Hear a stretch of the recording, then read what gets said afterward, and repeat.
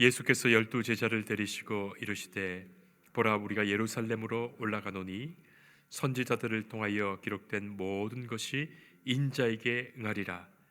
인자가 이방인들에게 넘겨져 희롱을 당하고 능욕을 당하고 침뱉음을 당하겠으며 그들은 채찍질하고 그를 죽일 것이나 그는 3일 만에 살아나리라 하시되 제자들이 이것을 하나도 깨닫지 못하였으니 그 말씀이 감추었으므로 그들이 그 이르신 바를 알지 못하였더라. 아멘. 성도 여러분, 숨바꼭질을 해보셨을 겁니다.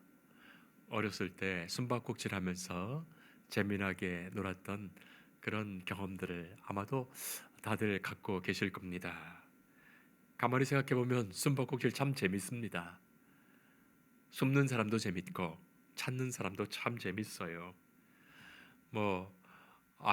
저희 아이들이 어렸을 때 밖에서도 숨바꼭질을 해보지만 집에서도 숨바꼭질을 했던 때가 있었습니다. 이불만 뒤집어 쓰고 숨어 있어도 아이들이 찾느라고 얼마나 재밌어하는지요. 또 알면서도 못 찾는 척 하기도 하고 또 한참을 못 찾고 있으면 짠 하고 나타나서 깜짝 놀라게 할 수도 있습니다. 숨는 재미도 있고 또 찾는 재미도 쏠쏠하지요. 저는 성경 말씀을 읽으면서 늘 그런 생각을 해봅니다. 하나님께서 말씀 속에서 우리와 숨바꼭질을 하시는구나 깨닫게 됩니다. 실제로 예수님의 비유 속에서도 하나님의 나라 천국이 마치 밭에 감추인 보화와 같다. 하나님께서 밭에 감추어 두셨어요. 예수님은 그런 말씀을 하십니다. 하나님의 나라는 겨자씨만큼 작아서 있는지 보아도 잘 보이지 않는다. 그렇죠. 너무 작아서 있어도 있는지도 모르고 마치 없는 듯한 거예요. 그러나 분명히 있습니다. 하나님은 말씀 그 자체도 곳곳에 숨겨두셨어요. 하나님은 말씀으로 천지를 창조하셨고 말씀으로 우리와 함께 하셨고 그 말씀이 육신이 되어 이 땅에 오셨습니다. 말씀의 역사가 곳곳에 있습니다.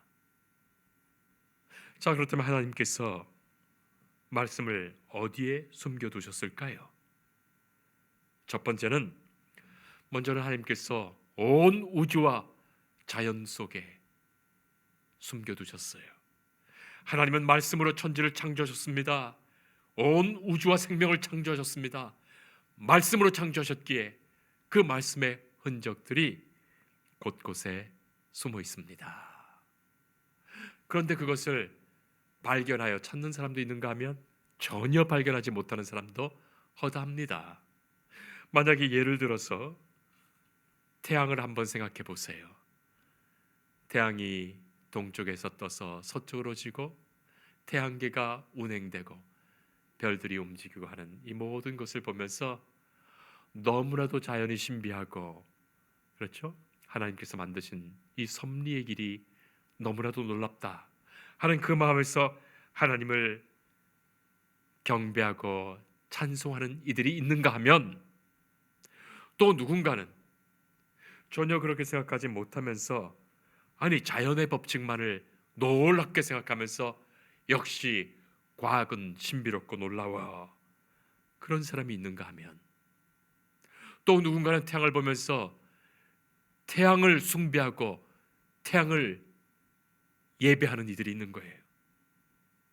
또 누군가는 태양을 보면서도 아무런 감흥도 없고 그런 것이 당연히 있는 것처럼 처음부터 그냥 있는 것처럼 그렇게 생각하는 거예요. 무지한 이들도 있습니다. 자, 둘째는 하나님께서는 인간의 양심에 하나님의 말씀을 조금은 숨겨두었습니다. 하나님의 형상을 따라 하나님께서 인간을 창조하셨기에 하나님의 형상에 흔적이 있을 뿐만이 아니라 그러나 하나님을 저버리고 에덴에서 쫓겨난 인간은 그 하나님의 형상을 잃어버렸어요. 그래서 부분적으로나마 조금은 인간의 심령의 바른 마음의 소리, 양심의 소리 속에 하나님의 말씀을 들을 수가 있는 겁니다. 경건한 철학자였던 임마누엘 칸트와 같은 학자는 저 하늘에 별이 빛나고 있는 것처럼 내 마음속에 양심이 소리를, 하나님의 말씀의 소리를 내고 있다, 그렇게 말한 철학자가 있는가 하면 그야말로 양심이 죽고 썩어서 전혀 하나님의 음성을 듣지 못하는 사람들도 많은 거예요. 자, 세 번째는 하나님께서는 말씀을 역사 속에 계시하여 나타내십니다. 역사를 주관하신 하나님께서는 역사 속에 심판하시고 구원하시는 그 역사를 나타내 보여주셨어요. 개인의 삶 속에서도 마찬가지죠. 우리의 삶을 돌이켜보면 우리의 삶에 하나님이 함께 하신 은혜의 흔적들이 가득합니다. 나라와 민족, 인류의 역사 속에 하나님께서 역사를 주관하신 하나님의 역사의 계시들입니다. 특별히 그 결정적인 사건은 말씀이신 하나님께서 인간의 육신의 옷을 입고 이 땅에 오신 예수님께서 성육신 하신 사건이에요. 인카네이션, 예수님의 성육신 사건. 그것이 인류의 역사 속에 하나님께서 당시를 나타내 보여주신 말씀의 사건이에요. 자, 그리고 네 번째는 마지막으로 하나님이 당신의 말씀을 인간에게 책으로 출판해 주셨어요. 성령의 사람들을 통하여 하나님의 말씀과 그 역사들을 기록하게 하셨고, 그것이 인간의 언어로 쓰이며 성경 말씀으로 출판됩니다. 자, 그런데도 이 성경은 수많은 종교서적, 신앙서적, 교양서적, 철학서적, 교훈서들이 이 성경책을 파묻고 있어서 이 성경 하나님의 말씀을 사람들이 발견하지 못하는 거예요. 이 성경을 찾았다 하더라도 읽지 않습니다. 읽는다 하더라도 깨닫지 못하는 거예요. 자, 이렇듯 하나님께서는 마치 숨바꼭질하는 것과 같이 말씀을 숨겨두셨는데 오직 발견하는 사람만 발견하게 됩니다. 술래가 가만히 있으면 찾을 수가 없지요. 열심히 찾아야 합니다. 찾는 수고와 노력이 있어야 합니다. 그런데도 내 마음대로 다 찾는 것이 아니에요. 하나님께서 숨어있는 말씀에 머리카락도 보여주시고 옷자락도 보여주시고 그림자도 보여주시고 실마리도 보여주셔서 우리가 발견할 수 있도록 해주십니다. 더욱이 성령님께서 어디에 있다고 귀뜸해 주실 뿐만이 아니라 밝히 깨달아 발견하여 알게 하십니다. 성령님의 역사예요. 발견하게 되면 그 기쁨이 한이 없습니다. 생명수처럼 하나님의 말씀이 우리의 영혼을 적십니다. 하나님의 구원이 임하십니다. 오늘 우리가 읽은 말씀 속에서도 예수님께서는 말씀에 응하여 응답하여 말씀하실 뿐만이 아니라 그 말씀에 따라 말씀이 보여주시는 그 길로 나아가십니다. 예수님은 열두 제자들을 데리고 언제나 말씀의 역사를 보여주셨습니다. 말씀하시면서 가르쳐 주셨고 사건으로도 말씀을 보여주셨습니다. 예수님은 하나님이 주신 이 말씀길로 나아가실 뿐만이 아니라 이 길로 제자들을 인도하십니다. 자, 오늘 말씀 보면 예수님은 자신의 운명과 죽음과 부활을 예고하십니다. 누가복음 곳곳에서도 예수님께서는 여러 번 당신의 죽음과 부활을 예고하셨어요. 그런데 너무나도 신기하게도 제자들은 이 말씀을 전혀 알아듣지 못하는 거예요. 전혀 깨닫지 못합니다. 아니, 예수님을 따라서 제자들이 얼마나 많이 다니고 있습니까? 예수님의 말씀을 한두 마디 들었습니까? 그런데도 오늘 말씀을 보면 안타깝게도 34절에 제자들이 이것을 하나도 깨닫지 못하였으니 하나도 깨닫지 못하는 거예요. 성도 여러분, 아니 제자들이 왜 이렇게도 못 알아들을까요? 그런데 그 이유를 성경이 말합니다. 하나님께서 말씀을 감추었다고 말이죠. 말씀을 감추신 거예요. 마치 숨바꼭질 하듯이 감추신 거예요. 분명히 깨닫도록 주님께서는 하시는데도 불구하고 깨닫지 못하도록 감춰집니다.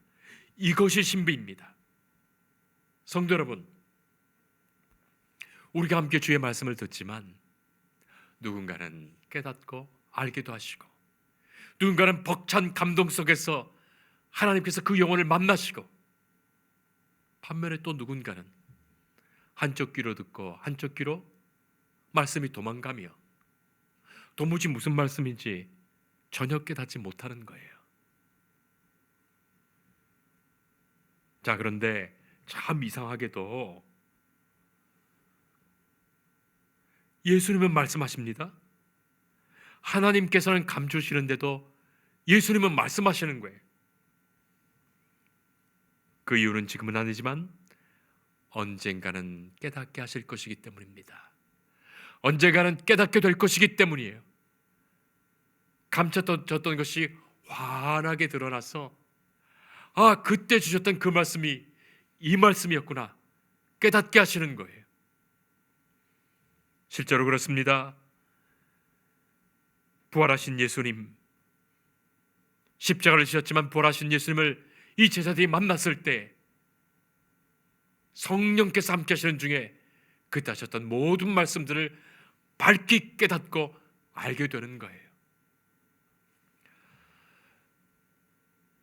데일 카네기, 그가 세일즈맨이었던 시절에 참 절망에 빠져서 마치 세상의 모두가 자기를 얕보고 방해하는 것처럼 느끼기 시작했습니다. 절망 속에 살았습니다. 그러던 어느 날 어느 그림을 문득 보게 되는데, 그래서 그 그림에 큰 깨달음을 가지고 그 그림을 구입해서 자기 집무실에 붙여두게 됩니다. 그 그림은 모래사장 위에 참으로 볼품없이 놓여진 낡은 나룻배를 그린 그림이에요. 바다 위에 있는 것이 아닙니다. 물 위에 있는 것이 아닙니다. 모래사장 위에 덩그러니 버려져서 그렇게 절망스러운 인상을 풍기고 있습니다. 자, 그런데 왜 저 배가 저 모래 위에 있는 것일까 의문이 들었는데 그 그림 밑에 이런 글귀가 적혀 있습니다. 반드시 밀물 때는 온다. 반드시 밀물 때는 온다. 그때는 이 비가 망망한 바다를 향해 항해할 것입니다. 여러분, 우리 인생에도 그런 거예요. 인생에 때가 옵니다. 그때 이루어질 일들이 반드시 이루어집니다. 이것을 의사이며 정신영역에서 명절을 많이 남겼던 신앙인 폴 투르니에가 인생에는 계절이 있다고 그렇게 표현했던 거예요. 인생에는 계절이 있다. 그래서 그의 명저 인생의 계절들이라는 책은 당대 최고의 베스트셀러가 됩니다. 인생의 계절들.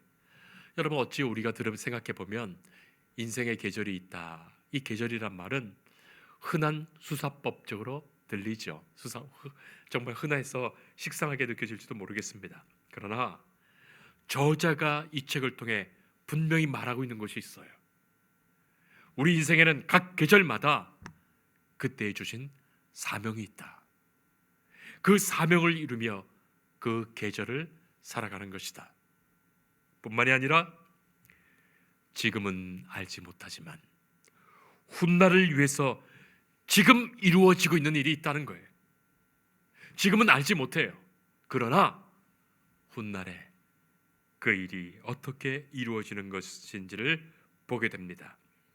그것으로 인해 영혼과 이어진 순간을 경험하게 된다고 말하지요. 지금은 놓쳤지만 훗날의 의미를 알게 되는 것들, 그것이 연속된 계절에서 무의미한 것이 없다 말합니다. 사도 바울은 고린도전서 13장 11절 이하에 이렇게 말합니다. 내가 어렸을 때는 말하는 것이 어린아이와 같고 깨닫는 것이 어린아이와 같고 생각하는 것이 어린아이와 같다가 장성한 사람이 되어서는 어린아이의 일을 버렸노라. 우리가 지금은 거울을 보는 것 같이 희미하나 그때는 얼굴과 얼굴을 마주 대하여 볼 것이요 지금은 부분적으로 알아 그때는 주께서 나를 아신 것 같이 내가 온전히 알리라. 비록 지금은 희미한 듯 느껴지고 어린아이처럼 내가 연약해서 아직은 알지 못하지만 주님 주시는 이 말씀의 의미가 그 뜻이 훗날 환하게 보이며 깨닫게 되는 그때가 있는 겁니다. 성도 여러분, 제자들이 그것을 훗날에 깨닫게 된 거예요. 성령 충만한 가운데 부활하신 예수님의 그 역사를 통하여 예수님이 전에 하셨던 말씀이 어떤 말씀이었는지 다 알게 됩니다. 하나님께서 감추시더라도 예수님께서 말씀하신 이유가 바로 그것입니다. 언젠가는 성령께서 알게 하실 것입니다. 그때 역사와 능력으로 보게 하실 것입니다. 그래서 우리는 지금도 주님의 말씀들을 지금은 다 알지 못하더라도 주의 말씀을 듣게 되는 것이죠. 예를 들어서 천국이 그런 것입니다. 하나님의 나라의 임하심이 그런 것이에요. 우리가 지금 이 땅에 살면서 아니 지금 먹고 살기도 바쁜데 그런 천국까지 생각할 여유가 있는가? 아니 그런 천국이 있기나 하는가? 그리고 세상을 떠나는 것, 이 땅에서 죽는 것 언제나 남의 일로 여기는 거예요. 성도 여러분, 그러나 틀림없이 그날이 옵니다. 우리가 이 땅을 떠나 주님을 마주하게 되는 그날이 오는 거예요. 주님 앞에 서게 되는 그날이 틀림없이 오는 겁니다. 그때에 주님께서 주셨던 하나님 나라의 말씀이 이것이었구나. 틀림없이 하나님의 그 역사를 보게 될 것입니다. 재미난 통계가 있습니다.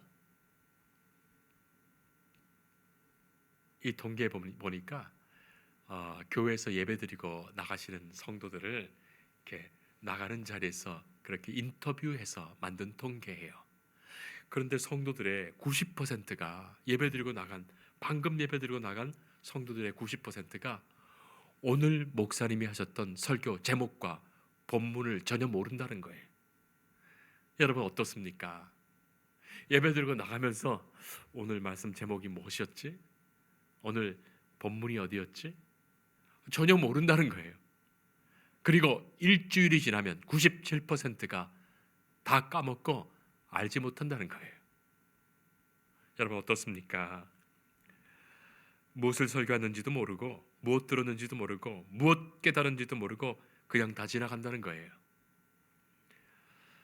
우리 교회에서는 여러분 주보에 지난주 설교를 그렇게 새 문단으로 요약해서 제가 정리해서 드리는데 여러분이 그 말씀 목사님의 그 말씀을 딱 보면 지난주에 이런 말씀 주셨구나. 교회 와서 깨닫게 됩니다. 지난주에 이 말씀 하셨지 생각하게 됩니다. 그만큼 우리가 주셨던 말씀 한 주간에 살 수 있도록 주셨던 말씀들을 잊고 사는 거예요. 얼마나 기가 막힙니까? 자, 사실 그런 통계를 들으면 목사님의 입장에서는 뭐 설교하고 싶은 마음이 나겠습니까? 이렇게 말씀드려봤자 다 잊어버릴 텐데. 어떤 목사님은 그런 말씀을 하시는데 교인들이 하도 싸워서 방금 전에 화해와 사랑에 대해서 설교를 하셨는데 설교 시간에 그 말씀 들으면서 다 아멘 했는데 문 열고 나가면서 교인들끼리 싸우더래요. 그 모습을 보면서 너무나 실망이 되어서 그분은 그곳 교회를 사임하시려 했다는 거예요. 그런 말씀을 들었어요. 설교자 입장에서 생각해 보면 얼마나 답답합니까? 내가 뭐하러 설교하는가 싶지도 않겠습니까? 예수님도 돼지에게 진주를 던지지 말라 하셨는데 내가 진주를 돼지들에게 주고 있는가, 그런 생각이 혹시 들지 않겠어요? 자, 그러나 만약에 예수님도 그 마음만 있었다면 더는 말씀하시지 않으셨을 거예요. 더는 가르치시지 않으셨을 거예요. 그러나 예수님은 말씀하십니다. 여전히 말씀 주시고 여전히 말씀으로 인도하시고 못 알아듣는 것을 다 보시면서도 주님께서는 말씀 전해주십니다. 비록 이들이 지금 듣지 못하는 것, 깨닫지 못하는 것은 하나님께서 그들에게 감추신 것이다. 들어도 들리지 않고 깨닫지 못하게 하시는 것입니다. 그러니 지금 당장은 모르고 듣지 못하더라도, 오늘 주시는 말씀 속에서 당장은 깨닫지 못하더라도 주님께서 이 말씀을 내 생을 두고 깨닫게 하시며 확증하여 알게 하시는 그날이 반드시 틀림없이 오는 거예요. 그래서 잘 이해하지 못하고 들려지지 않는 말씀도 내게 주신 말씀으로 소중히 듣는 그 마음이 필요합니다. 반면에 예수님께서는 분명히 아시죠? 보라, 우리는 예루살렘으로 올라가노라. 선지자들이 기록한 모든 것이 인자에게 응하리라. 기록하여 주신 모든 말씀이 응하여진다고 말씀하십니다. 명확히 말씀을 하시고 하나님의 뜻을 하시며 그 말씀을 이루어 가십니다. 심지어는 이방인들에게 넘겨져 희롱당하고 능욕당하고 침뱉음 당하겠으며 그들은 채찍질하고 그를 죽일 것이다. 그러나 그는 3일 만에 살아나리라. 그렇게 말씀하시는 거예요. 예수님은 하나님의 말씀의 뜻과 그 역사를 명확히 아시며 가십니다. 제자들은 모르고 있어요. 전혀 깨닫지 못합니다. 전혀 말씀을 알지 못합니다. 그러나 모르고 따라갑니다. 모르니까 따라간 거예요. 알면 다 도망갔을 거예요. 몰랐으니 예루살렘으로 올라간 것이고 몰랐으니 예수님 십자가에 죽으시는 거기까지 이른 거예요. 그러니 어쩌면 모르는 것도 주의 은혜요, 감추신 것도 주님의 뜻입니다. 하나님께서 이 일을 이루어 가시며 그 말씀의 뜻을 언젠가는 분명히 알게 하시는 겁니다. 사랑하는 성도 여러분, 예수님은 고난의 길을 아시면서 순종하며 가셨고 제자들은 모르고 가다 보니까 순종하는 길까지 간 것입니다. 그러니 우리가 깨닫게 되고 말씀 안에 분명히 은혜를 받게 되면 그 은혜와 깨달음 속에 살 것이요, 모르면 모르는 중에서도 모르고 가니까 오히려 순종하며 주님의 말씀이 이루어지는 것을 보게 되는 겁니다. 그러니 어떤 경우에서도 좌절하거나 실망할 것이 아닙니다. 내게 주시는 은혜를 따라서 주님의 그 말씀의 길로 인도함을 받습니다. 그리고 이 길을 믿음으로 순종하여 가다 보면 명확히 깨달아 알게 하시고 분명히 보게 하십니다. 말씀이 내 안에 역사하시며 성령께서 이루시는 그 일들을 보게 될 것이에요. 사랑하는 성도 여러분, 말씀이 인도하시고 말씀이 보여주시고 말씀이 함께 하시는 우리의 생이 될 수 있기를 축복합니다. 말씀으로 오신 예수님께서 우리와 함께 하십니다. 기도하겠습니다. 하나님께서 말씀으로 오신 예수님의 오시는 그 은혜의 사건을 우리 모두가 기억합니다. 주께서 말씀으로 세상을 창조하셨고 그 말씀을 우리에게 들려주시며 말씀으로 우리를 인도하십니다. 우리가 주의 말씀을 들을 때 성령께서 친히 깨닫게 하옵소서. 그 말씀을 따라 순종하며 살도록 인도하여 주옵소서. 지금 당장은 주님의 말씀이 감춰져 있더라도 그 말씀이 우리의 삶을 통하여 이루어 가시는 주님의 구원을 보게 하여 주옵소서. 말씀으로 오시는 주님, 지금의 이 모든 어려움 중에서도 우리를 구원하시는 주님의 말씀의 역사를 보게 하여 주옵소서. 예수님 이름으로 기도합니다. 아멘.